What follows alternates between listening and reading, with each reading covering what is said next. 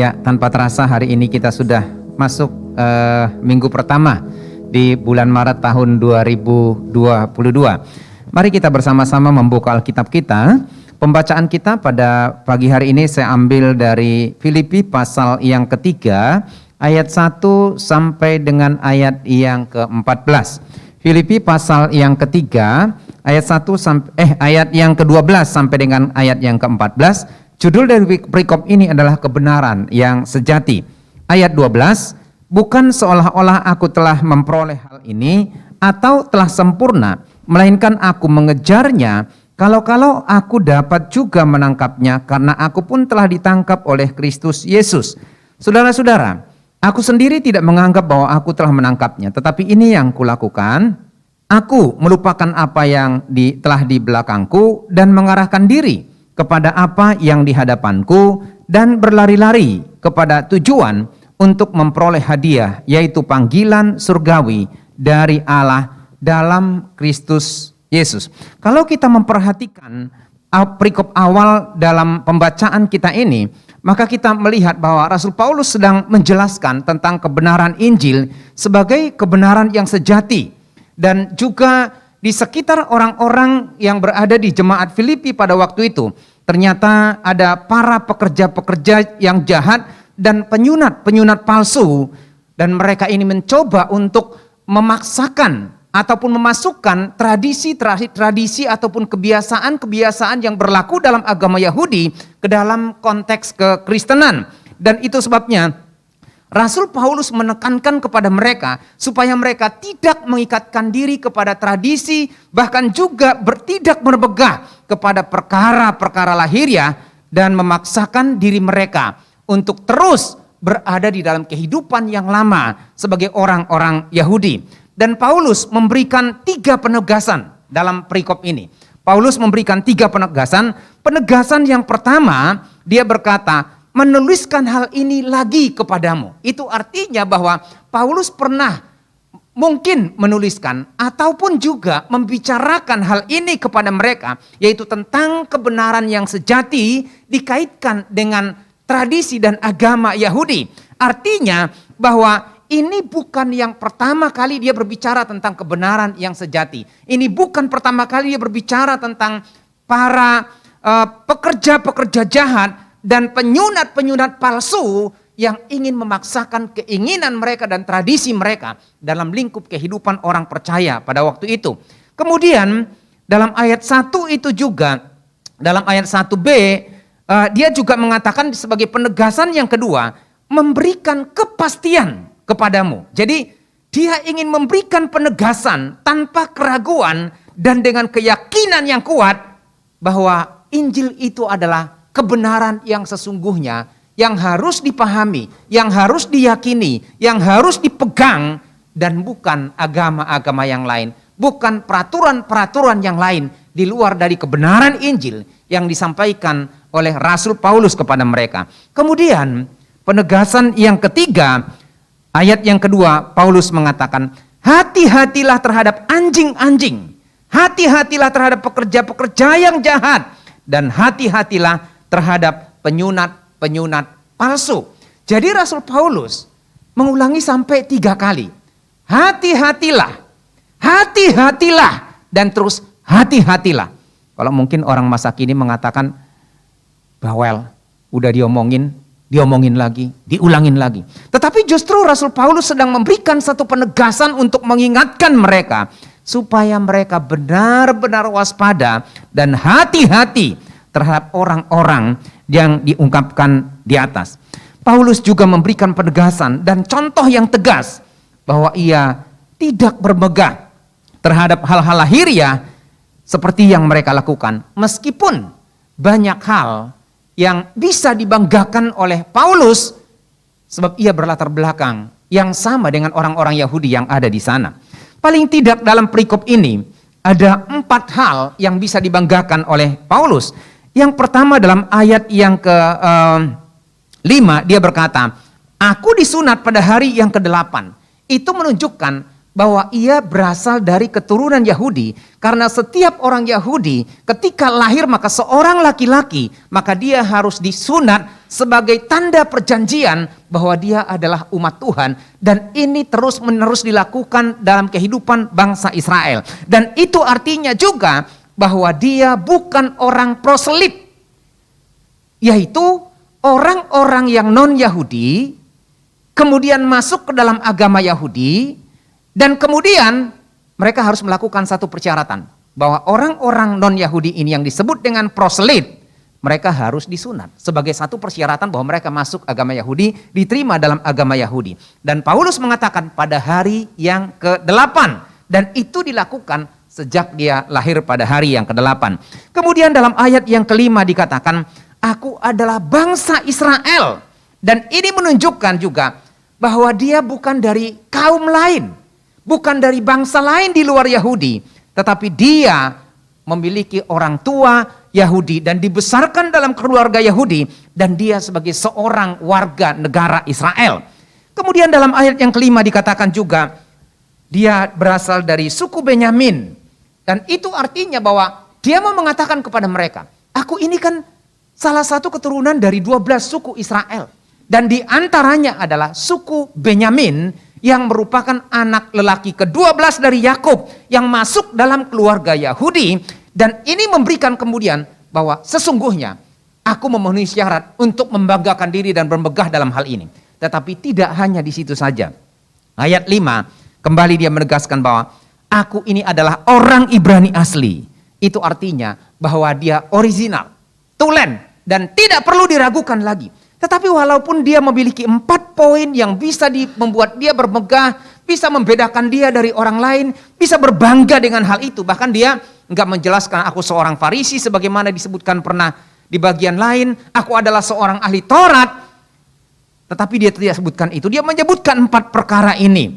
Dan Paulus menuliskan ini, memastikan kepada mereka, menegaskan supaya jemaat hidup dan bergerak dengan memegang dan keyakinan kebenaran yang sejati, yaitu Injil. Tujuan mereka untuk apa? Kalau kita melihat di dalam ayat yang ke-13 tadi, ayat yang ke-14 dia katakan, dan berlari-lari kepada tujuan untuk memperoleh hadiah. Berlari-lari kepada tujuan untuk memperoleh hadiah. Nah, kalau kita melihat di sini, sebelumnya di bagian atas dalam ayat yang ke-12, dia mengatakan aku mengejarnya. Itu artinya dia tidak berdiam diri, dia tidak stagnan, dia tidak hanya menikmati berkat-berkat Tuhan, tetapi justru di sini dikatakan bahwa ia sendiri terus bergerak dan kemudian berlari. Nah, kalau berbicara tentang berlari, saya masih mengingat waktu saya SMP, saya nggak tahu SMP sekarang ya, berbeda berlari dengan berjalan. Kalau berjalan itu adalah ada saatnya kedua kaki itu melekat ke tanah, menyentuh tanah. Tapi berlari berbeda. Ada saatnya itu kedua kaki melayang di udara karena memang karena kecepatan tertentu. Sehingga tidak ada salah satu kaki pun yang menyentuh tanah. Ya, jadi kalau seorang yang bergerak dan berlari, maka dia memiliki tenaga yang ekstra, energi yang ekstra, dan kecepatan melebihi kecepatan seorang yang berjalan. Kalau berjalan kan santai ya. Nah, tetapi orang yang berlari, maka dia kekuatannya melebihi orang lain. Dan Rasul Paulus di sini berkata bahwa aku bergerak, aku berlari untuk apa? Untuk memperoleh hadiah. Nah, seringkali banyak orang Kristen ini terlalu berpatokan kepada hadiahnya. Tapi tidak melihat sebenarnya hadiahnya itu apa. Tapi hanya berbicara tentang hadiah, dan hadiah yang mereka pikirkan itu selalu mayoritas adalah tentang sorga. Sehingga banyak orang Kristen itu tujuan yang mereka bangun dalam hidup mereka adalah hadiah itu, yaitu sorga. Sebenarnya kekristenan tidak melulu hanya berbicara tentang sorga, tetapi itu yang terjadi dalam kehidupan banyak orang Kristen. Mereka berbuat baik, mereka beribadah, mereka berdoa, mereka melakukan kegiatan-kegiatan amal supaya mereka masuk sorga. Sebenarnya Tuhan tidak semata-mata berbicara tentang kerajaan sorga, tetapi ada tujuan Allah yang lebih daripada itu, yaitu dikatakan panggilan surgawi dari Allah dalam Kristus Yesus. Apa itu panggilan surgawi? Panggilan surgawi itu yaitu yang ingin mengembalikan kita kepada posisi kita yang semula, menjadi seperti Kristus dan menjadi berkat bagi dunia. Jemaat yang dikasihi oleh Tuhan, Tuhan Yesus tidak pernah mengajar murid-muridnya supaya terus hanya berada di satu tempat, berdiam diri, berlibur, bersantai. Tetapi justru Tuhan mengajak mereka untuk terus bergerak. Untuk apa? Mengarahkan diri kepada apa yang di depan mereka dan berlari kepada tujuan. Dan itu yang hendak disampaikan oleh Rasul Paulus kepada jemaat di Filipi, tetapi juga kepada kita pada saat ini. Artinya bahwa Paulus dan orang-orang percaya diingatkan, diajak supaya bergerak secara dinamis untuk mencapai tujuan yang dikehendaki oleh Allah. Tetapi banyak orang percaya, mereka hanya sampai kepada menerima Yesus sebagai Tuhan dan Juru Selamat pribadi, menerima berkat-berkat Tuhan, tetapi tidak ada tujuan yang jelas dalam kehidupan mereka. Bahkan banyak orang Kristen itu membawa kebiasaan yang lama, tradisi yang lama, keyakinan yang lama, kepercayaan mereka yang lama, lalu kemudian digabungkan, dicampur adukan dengan kekristenan, sehingga tidak jarang kekristenan mereka adalah kekristenan yang sinkritisme, dicampur adukan. Dan Rasul Paulus mengatakan kepada mereka supaya mereka tidak dibelenggu oleh hal itu, tetapi mereka harus move on, ya, mereka harus bangkit. Jangan sampai ada kehidupan masa yang lalu, sebagaimana bulan yang lalu kita sudah bahas panjang lebar, yang akhirnya membebani mereka, mengikat mereka, dan menghambat mereka untuk melangkah dalam kehidupan mereka. Memang tidak dapat dipungkiri bahwa permasalahan dan pergumulan hidup seringkali menjadi penghambat dari kehidupan seseorang untuk bergerak terus di dalam iman mereka kepada Tuhan. Tetapi tidak jarang juga ada perkara-perkara yang lain yang menggerakkan kehidupan mereka. Mungkin kita masih mengingat ada seorang hamba Tuhan, penulis buku yang cukup terkenal beberapa tahun yang lalu, yang berbicara tentang sebenarnya apa tujuan hidupmu. Ya, apa tujuan hidupmu? Purpose the drive on life itu yang pernah laku sedemikian rupa begitu banyak. Nah, kalau kita memperhatikan dan menganalisa, ternyata paling tidak ada 5 hal yang pada umumnya yang menggerakkan kehidupan seseorang. Ya, ada 5 hal yang secara umum yang menggerakkan kehidupan seseorang. Yang pertama adalah pengakuan. Ya. Memang tidak dapat dipungkiri bahwa kita membutuhkan pengakuan dalam kehidupan kita. Tetapi kita tidak hidup oleh karena pengakuan. Namun seringkali harapan orang tua kita, harapan pasangan kita, anak kita, teman-teman kita, bahkan guru sekalipun seringkali mengendalikan kita, sehingga kita selalu mengkhawatirkan apa yang orang lain pikirkan tentang kita, apa yang orang lain harapkan dari kehidupan kita, dan kita selalu berusaha untuk menyenangkan hati mereka. Saya mau katakan bahwa dalam hidup kita tidak akan pernah bisa menyenangkan hati semua orang. Jangankan kita, Tuhan Yesus pun tidak pernah menyenangkan hati semua orang. Bukan tidak bisa, bisa aja dijadikan, tapi bukan seperti itu. Itu bukan hakikat Allah, itu bukan pribadi Allah yang memaksakan kehendaknya kepada manusia. Tetapi justru dia menciptakan manusia dengan free will, dengan kehendak bebas manusia. Dan itu sebabnya manusia berhak untuk menilai, manusia berhak untuk memutuskan, manusia berhak untuk mengendalikan hidup mereka. Dan mereka yang memutuskan apa yang mereka lakukan dalam hidup mereka. Dan kalau kita belajar dari kehidupan Tuhan Yesus, ketika dia hadir di tengah-tengah dunia ini dan mulai menyatakan diri sebagai Tuhan, maka justru ada begitu banyak orang yang membenci dia, menolak dia, dan tidak mau percaya kepada dia. Dan salah satunya adalah Rasul Paulus, yang akhirnya kemudian percaya kepada Yesus. Justru kalau kita melihat secara umum, mayoritas orang-orang pada waktu itu menolak Tuhan Yesus, dan Yesus tidak mau menyenangkan hati mereka semuanya. Karena dia menyampaikan kebenaran Injil. Dia menyampaikan tentang keselamatan. Dia menyampaikan tentang tujuan Allah dalam kehidupan mereka.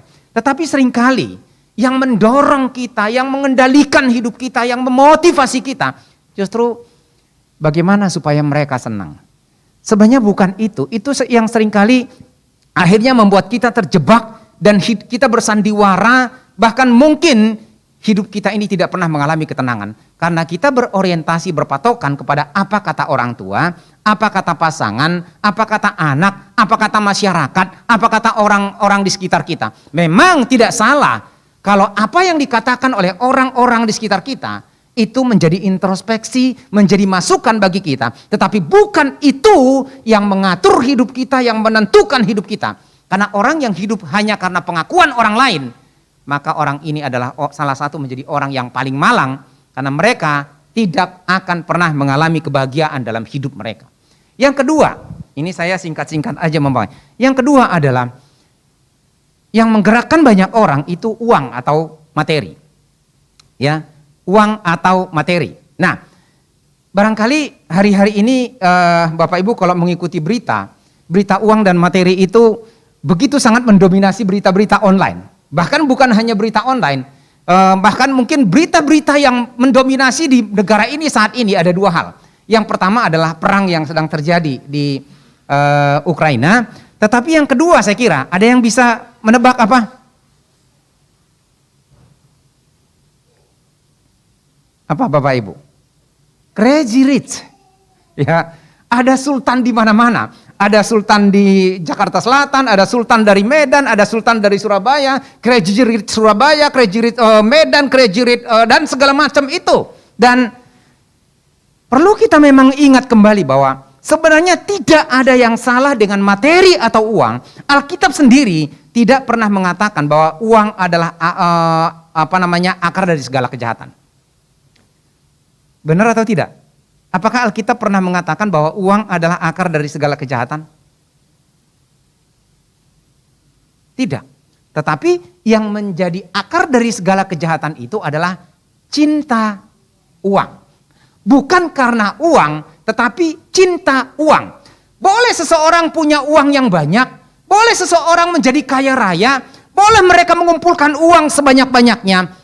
Itu tidak salah asal mereka juga menggunakannya untuk hal-hal yang membangun dan untuk memuliakan Tuhan. Tetapi justru yang Tuhan mau ajar adalah cinta akan uang, itulah yang menjadi akar segala kejahatan. Dan tidak jarang orang kalau sudah punya uang, mereka pamer. Itu yang pertama, mereka mau memamerkan. Maka ada sekarang orang-orang di mana-mana yang ikut juga walaupun mereka tidak punya uang ikut pamer. Yang punya uang ikut pamer aja sudah salah, tapi bagaimana dengan orang yang tidak punya uang ikut pamer? Beberapa waktu yang lalu kan saya pernah berbicara juga tentang hal ini. Sekarang kan ada kemarin saya nggak tahu istilahnya, kok Yani nyebut ke saya flexing begitu ya. Ternyata sekarang udah begitu banyak sekali orang mencoba untuk menunjukkan diri, pamerkan segala sesuatu yang mereka punya ataupun yang mereka tidak punya, supaya mereka diakui, supaya mereka dianggap hebat. Dan orang kalau mereka digerakkan oleh uang ataupun materi dalam hidup mereka, maka mereka akan menghabiskan seluruh hidup mereka, tenaga mereka hanya untuk uang dan hanya untuk materi. Dan tidak hanya untuk pamer, seringkali juga orang menjadi angkuh dan sombong. Coba ketika seseorang yang tidak bisa berintrospeksi dan tidak bisa memanage hati mereka dengan baik, dengan cepat mereka akan berubah sikap. Dengan cepat mereka akan menjadi orang yang seringkali arogan. Karena mereka berpikir sadar atau tidak sadar, mereka sudah punya uang, mereka sudah punya harta kekayaan, dan mereka bisa membeli segala sesuatu dengan uang mereka. Mereka salah. Ada banyak hal dalam hidup yang tidak bisa dibeli dengan uang. Bapak Ibu, ada satu kata dan kalimat yang dipergunjingkan akhir-akhir ini tentang Crazy Rich, salah satu yang sedang menghadapi masalah di di pengadilan. Dia berkata begini, tadinya saya nggak tahu kalimatnya kenapa, dia bilang gini, Tuhan pun tidak bisa memiskinkan saya. Ya, tapi ternyata setelah saya tonton kutipan YouTube-nya, dia berkata begini, Tuhan itu bingung mau memiskinkan saya, kenapa? Ketika saya mulai sombong, saya beramal, saya berbuat baik, saya membantu orang-orang. Lalu kemudian Tuhan tambahkan lagi kekayaan saya, semakin banyak uang saya. Lalu kemudian pada saat saya mulai sombong lagi, Lalu kemudian saya mulai miskin, tapi kemudian saya lakukan lagi yang baik, saya beramal, saya menolong orang. Sehingga Tuhan itu bingung mau membuat saya miskin. Akhirnya sekarang menjadi plesetan, ya, miskinkan dia. Dan segala sesuatu murah. Saya nonton satu videonya, oh wow, ini tas begitu banyak gitu sama pacar dia, lempar. Oh ini murah, katanya ambil buat kamu. Ini selembar, ini 10 juta katanya. Ini buat kamu, ini buat kamu. Nah itu murah mah, itu murah gitu. Pagi-pagi saya membelikan mobil mewah dan lain sebagainya. Begitu pamer, begitu arogan dan begitu sombong. Dan itulah orang yang sudah cinta uang ataupun cinta materi. Ada orang yang berpikir bahwa uang itu akan menjamin kebahagiaan mereka. Kebahagiaan tidak didapatkan dengan uang. Uang memang kita butuhkan, tetapi kebahagiaan yang diberikan uang itu hanya bersifat sementara. Uang juga tidak menentukan nilai hidup seseorang. Banyak orang berpikir dengan punya uang maka nilai hidup mereka akan bertambah. Tidak, nilai hidup seseorang ditentukan bagaimana mereka hidup, bagaimana mereka menyikapi hidup ini, dan bagaimana mereka hidup di hadapan Tuhan. Kalau kita berpikir bahwa kita bahagia dengan uang selamanya, kita lebih aman dengan uang kita harus berpikir beratus-ratus kali lipat. Sebab pada akhirnya kekayaan dan uang itu akan berakhir dalam sekejap. Dan ketika Tuhan memanggil kita, maka tidak ada yang kita bawa kecuali pakaian kita satu pasang, satu setel, dan kemudian peti mati dan kuburan 2 kali 1. Baru-baru ini orang yang juga sangat-sangat berjasa dalam mungkin bukan berjasa ya, banyak memberkati saya, banyak menolong saya, banyak memberikan support kepada saya. Waktu saya masih pelayanan di Jakarta ada seseorang, itu luar biasa, tulus. Dan kemarin pagi saya buka handphone jam 5, meninggal. Ya, meninggal. Dia punya harta banyak Bapak Ibu. Saya masih mengingat tahun 97, dia sudah punya kos-kosan di daerah Jakarta Selatan, itu 1 kamar 2 juta. Ada yang 10 kamar, ada yang 27 kamar, pokoknya banyak. Dia punya apotik dan lain sebagainya. Tetapi kemarin pagi saya bangun, saya ngobrol dengan istri saya bilang sudah pergi. Dia begitu sangat berjasa dalam kehidupan kami juga, boleh saya katakan. Ketika Josel itu umur 8 bulan atau 6 bulan saya lupa, jam 11 malam saya telepon lagi sakit, dia antar ke rumah sakit sampai tengah malam. Mereka mendampingi kami. Bahkan yang saya tidak pernah lupakan Bapak Ibu, ceritanya gini. Saya tinggal di Gereja Harapan Permai pertama kali, lalu kemudian rumah itu masih standar, belum direnovasi. Lalu saya pasang di belakang itu kayak seng gitu, berisik banget dan anak-anak suka terganggu. Akhirnya kita pikir kita nggak punya uang untuk renovasi, lalu kemudian juga itu kan kalau direnovasi pun sedikit pasti debu. Anak-anak masih kecil-kecil. Saya bilang ya kita jual rumahnya. Ternyata kan sebelah sana itu beda satu rumah ada yang dijual, cuma beda 10 juta. Lalu saya cerita ke dia, udah cerita. Terus kemudian satu kali dia telepon saya bilang gini, istrinya, Walman,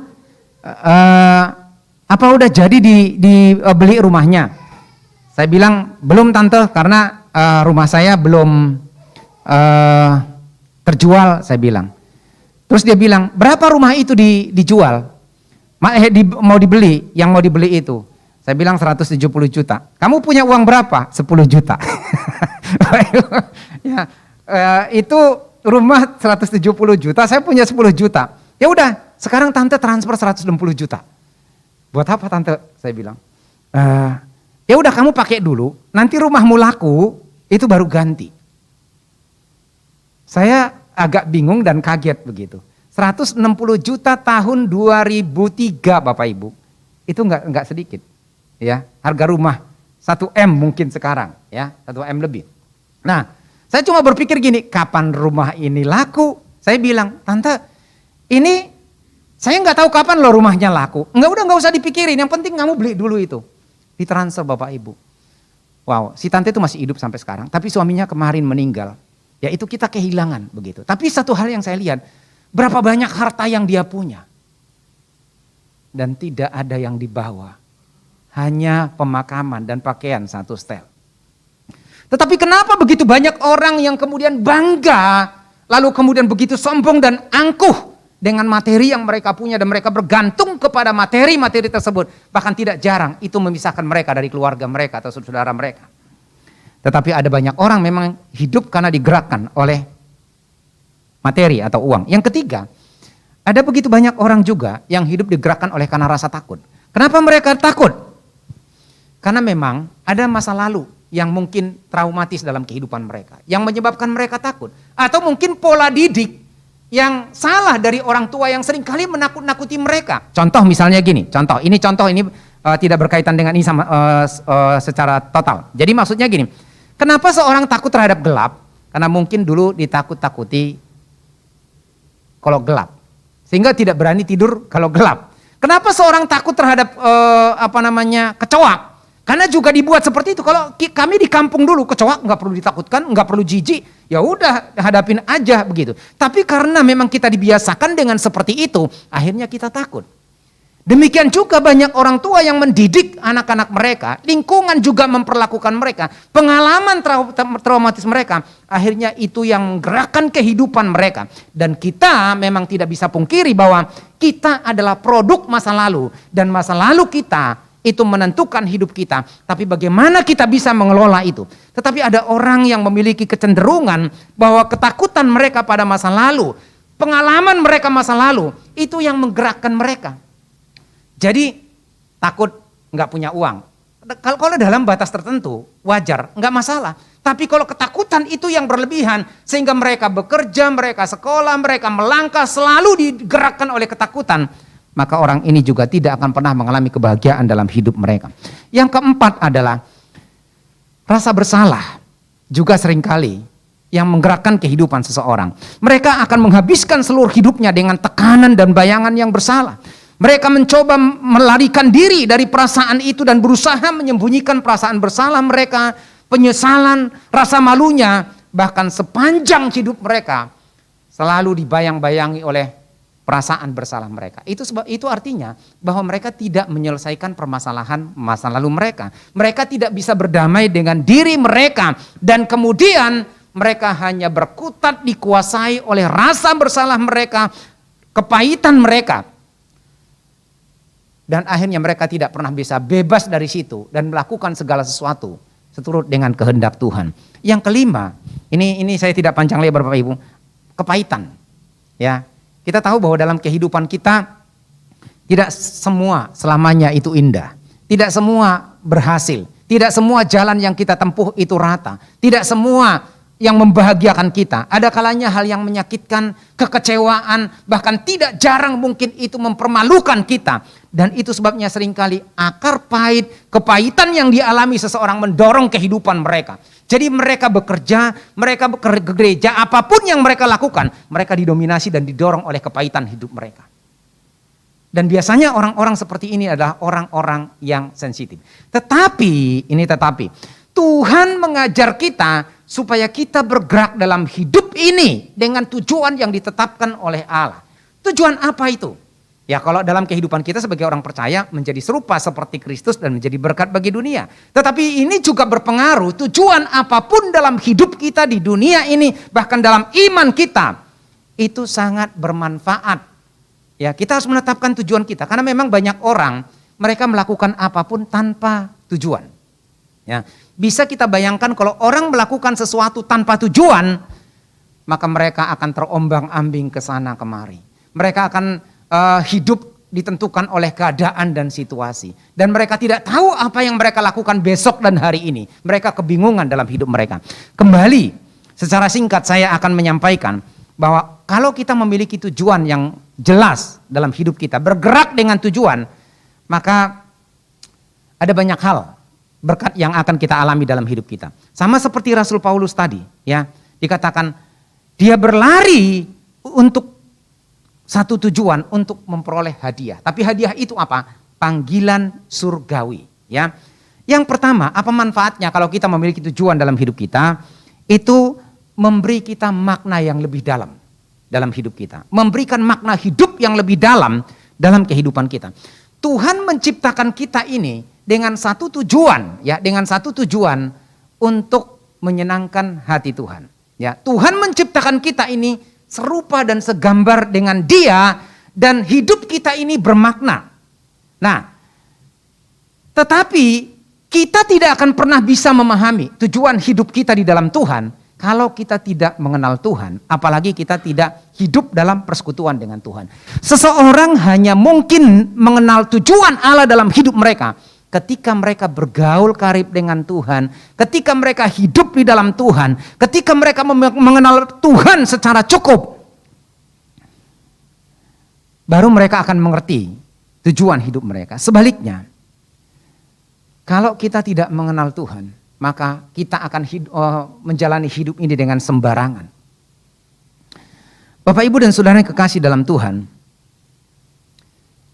seseorang yang hidup tanpa tujuan, maka mereka tidak akan menemukan makna hidup mereka yang sesungguhnya. Bahkan mereka ini akan menghabiskan waktu, tenaga, pikiran, bahkan seluruh hidup mereka untuk sesuatu yang tidak jelas. Tetapi ketika seseorang memiliki tujuan dalam hidupnya, maka dia akan memahami sebenarnya apa makna hidup mereka. Untuk apa mereka hidup. Dan bagaimana mereka akan mencapai tujuan itu. Bagaimana mereka akan menjalani hidup ini. Dan itu sebabnya salah satu tragedi terbesar dalam kehidupan seseorang bukan karena kematian, tetapi kehidupan tanpa tujuan. Tujuan membuat kita memiliki harapan untuk bertahan hidup. Harapan muncul karena tujuan. Perubahan ke arah yang lebih baik akan terjadi dalam kehidupan seseorang ketika orang itu memiliki tujuan. Ya. Jadi ketika seseorang itu menetapkan tujuan dalam kehidupan mereka, maka mereka akan bergerak dinamis kepada tujuan itu, dan mereka melakukan segala sesuatu untuk mencapai tujuan itu. Dan tujuan yang mereka buat itu adalah pengharapan mereka yang akan mereka capai dalam kehidupan mereka. Dan itu sebabnya Yeremia berkata,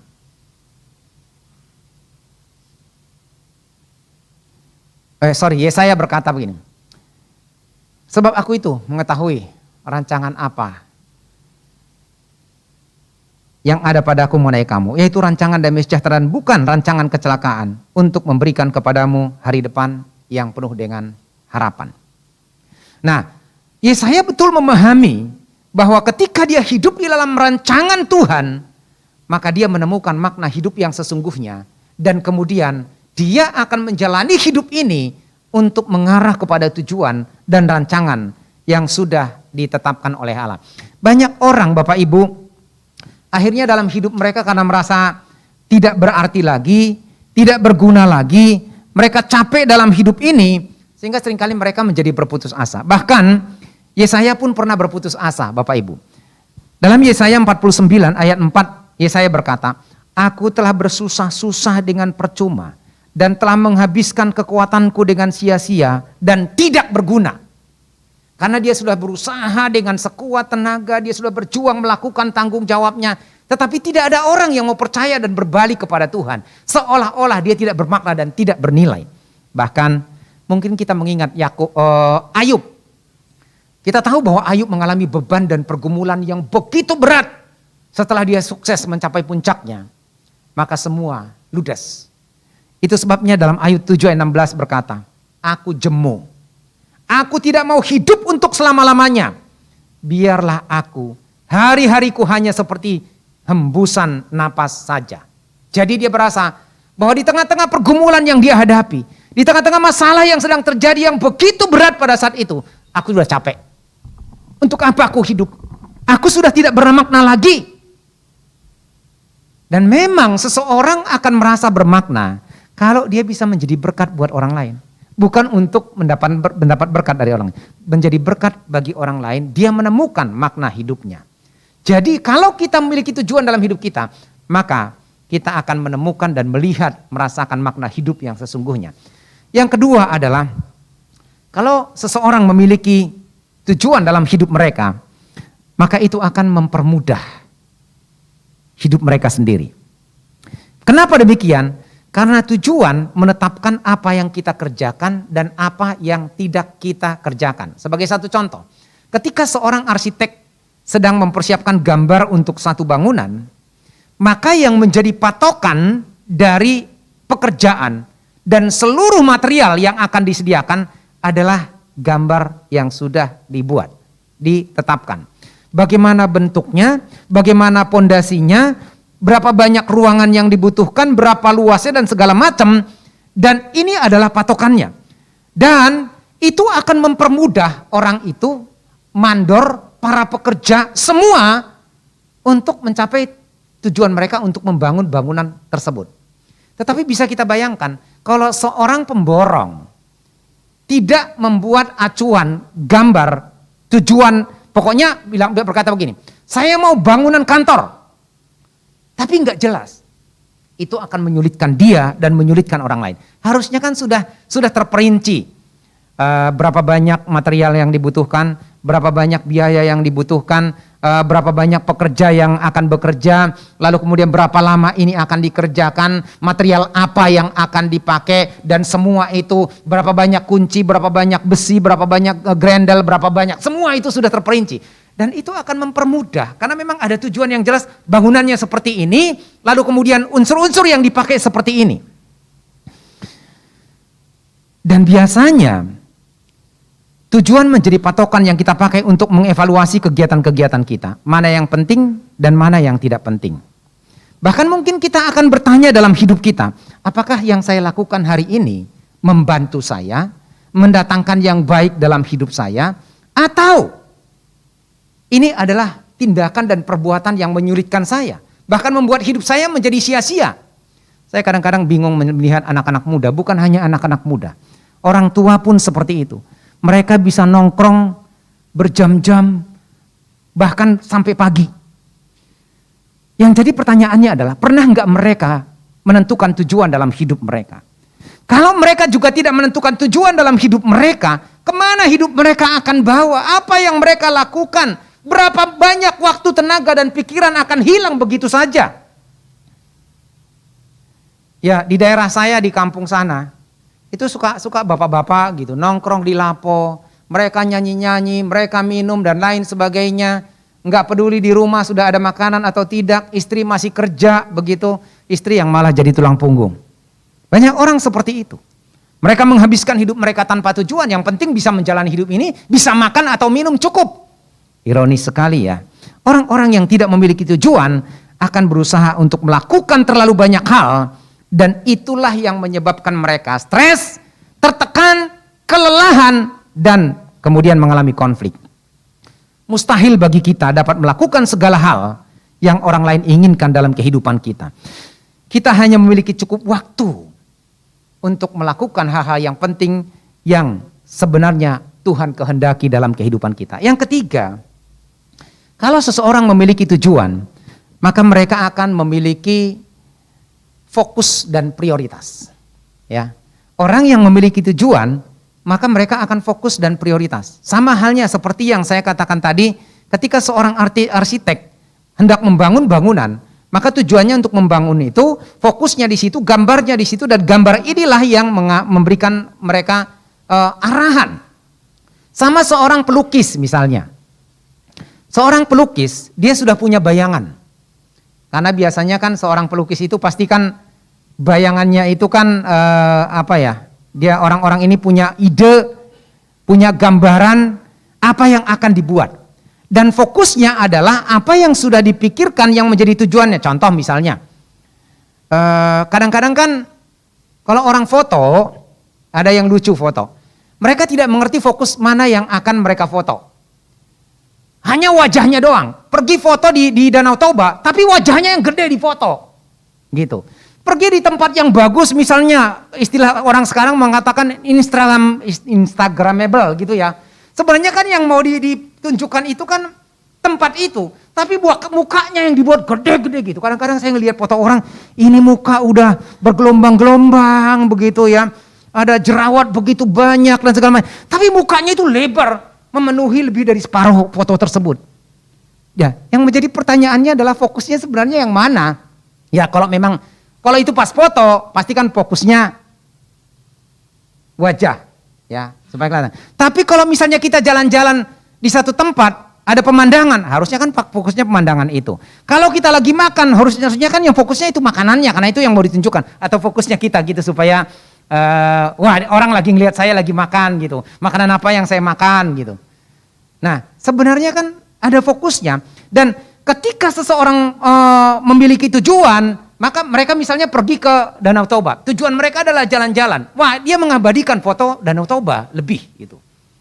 Ya. Nah, jadi ada prioritas yang ditunjukkan di situ. Demikian orang yang memiliki tujuan dalam kehidupan mereka. Mereka kepada fokus tujuan mereka, mereka akan menentukan prioritas-prioritas mana yang harus didahulukan. Tapi kalau orang tidak memiliki tujuan dalam hidup mereka, mereka tidak akan bisa fokus. Ya. Saya mencoba untuk merenung dan mengamati. Ternyata hanya orang-orang yang fokus. Mayoritas mereka adalah orang-orang yang sukses dan berhasil. Dan ternyata fokus itu berpengaruh besar dalam kehidupan seseorang. Beberapa bulan yang lalu saya pernah memberikan gambaran kaca itu loh. Kaca yang kemudian ditaruh di matahari, dijemur begitu, lama-lama nanti bisa membakar kertas dan bisa menjadi api yang besar. Sama halnya fokus seseorang. Ketika seseorang bekerja dengan fokus yang baik, yang cukup, maka hasilnya akan lebih baik. Tetapi orang yang tidak mampu fokus, contoh misalnya, ada anak-anak yang dilahirkan karena keterbatasan mental atau psikologis. Itu biasanya kan mereka mencolok sana, mencolok sini, nggak bisa diam dan nggak bisa fokus terhadap sesuatu. Hanya hal tertentu yang mereka bisa fokus. Nah, akhirnya mereka tidak punya prioritas dalam hidup mereka. Tuhan mengajar kita sama seperti Rasul Paulus. Apa yang menjadi fokus dia? Yaitu tujuan yang ditetapkan oleh Allah, panggilan surgawi. Sehingga dia berlari, prioritasnya adalah merupakan masa lalu, mengejar apa yang di depan dia dan menjadi serupa seperti Kristus. Yang ketiga, yang keempat. Kalau seseorang memiliki tujuan dalam hidup mereka, maka mereka memiliki motivasi yang kuat, dorongan yang kuat, ya, penggerak yang kuat dalam hidup mereka. Tujuan akan selalu menghasilkan keinginan yang kuat. Tidak ada yang bisa membangkitkan energi yang kuat tanpa tujuan yang jelas. Tapi ketika seseorang memiliki tujuan yang jelas, maka mereka akan mengumpulkan energi mereka. Mereka akan mengumpulkan apapun yang mereka punya untuk mencapai tujuan mereka. Contoh misalnya, seorang bekerja, mereka punya tujuan jangka pendek. Ya, tujuan jangka pendek. Ini mungkin masih tetap dalam koridor sebagai orang percaya. Supaya berpenghasilan lebih. Itu. Atau supaya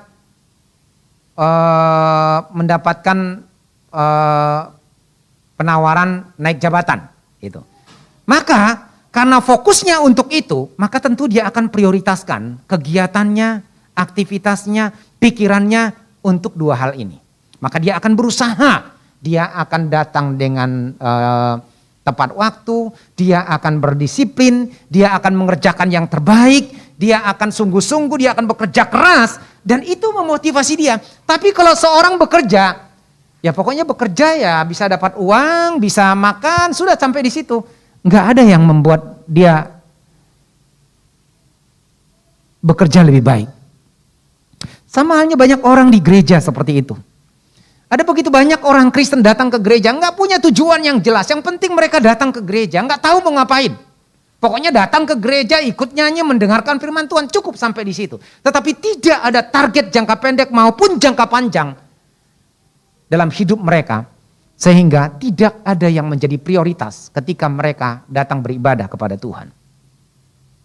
Yang kelima, orang yang memiliki tujuan hidup mereka sebagai orang percaya, maka mereka akan mempersiapkan diri untuk kehidupan yang akan datang. Rasul Paulus mengatakan sebagaimana yang kita baca tadi. Dan berlari-lari kepada tujuan untuk memperoleh hadiah, yaitu panggilan surgawi. Tadi saya menyinggung bahwa salah satu memang yang menjadi tujuan banyak orang percaya supaya masuk surga. Tetapi bukan hanya itu, yang terutama adalah menjadi serupa, menjadi seperti Kristus. Jadi ada memang di baliknya itu adalah tujuan kekekalan. Jadi ketika kita melakukan segala sesuatu dalam perjalanan hidup kita, kita mulai menemukan makna hidup kita yang sesungguhnya. Dan ketika kita punya tujuan itu akan membantu kita lebih mudah melakukan segala sesuatu. Dan dengan itu kita akan bisa hidup fokus dan menentukan prioritas kita dan memotivasi kita untuk berbuat lebih. Maka sudah pasti kita sedang mempersiapkan diri ke dalam kehidupan selanjutnya, yaitu kekekalan. Ya. Dan ini adalah orang-orang yang bijak, yang tidak hanya berpikir untuk kehidupan masa kini. Tidak hanya berbicara tentang uang, walaupun uang perlu. Tidak hanya berbicara tentang kesenangan pada masa kini. Bukan hanya situasi dan keadaan, bukan hanya kata orang. Tetapi kita mengingat bahwa sesungguhnya setelah kehidupan yang sekarang masih ada kehidupan yang akan datang. Kita hidup di dunia ini hanya bersifat sementara. Ini tempat persinggahan kita, tetapi ada kekekalan yang akan kita temukan, dan kekekalan itu ada dua. Kematian kekal dan kehidupan kekal. Mereka yang hidup sesuai dengan tujuan yang ditetapkan oleh Allah dalam hidup mereka, maka mereka pasti akan berada dalam kehidupan kekekalan itu. Sehingga meskipun dunia di sekitar mereka bergoncang, meskipun ada gonjang-ganjing, apapun keadaan mereka, mereka akan terus melihat kepada tujuan hidup itu dalam hidup mereka. Maka pasti kekekalan itu akan tersedia bagi mereka. Mereka bekerja mengingat bahwa ada kekekalan. Mereka melayani, mereka mengingat tujuan Allah dalam hidup mereka dan ada kekekalan. Mereka punya uang, mereka juga mengingat bahwa itu datangnya dari Tuhan dan akan berhubungan dengan kehidupan selanjutnya. Mereka melayani, mereka tidak hanya menunjukkan kemampuan mereka ataupun mungkin talenta mereka, tetapi justru itu berangkat dari pemahaman kepada tujuan dan ada kekekalan yang berhubungan dengan hal itu. Yang menjadi pertanyaan saya adalah, bagaimana dengan kita? Sebenarnya apa yang menggerakkan kehidupan kita selama ini? Dan apa yang menjadi tujuan hidup kita? Apakah tujuan itu karena kita memahami tentang tujuan Allah dalam hidup kita? Ataukah selama ini hidup kita hanya digerakkan oleh keinginan orang tua, keinginan pasangan, uang, kebencian, sakit hati dan lain sebagainya? Tuhan mau supaya kita digerakkan oleh tujuan Allah dalam kehidupan kita. Maka kita akan menemukan makna kehidupan kita dan akan mempermudah hidup kita ini kita jalani. Dan kita tahu fokus dan prioritas kita, dan kita juga akan terus termotivasi dengan kuat sehingga sampai kepada kekekalan kita memiliki kebahagiaan bersama dengan Tuhan.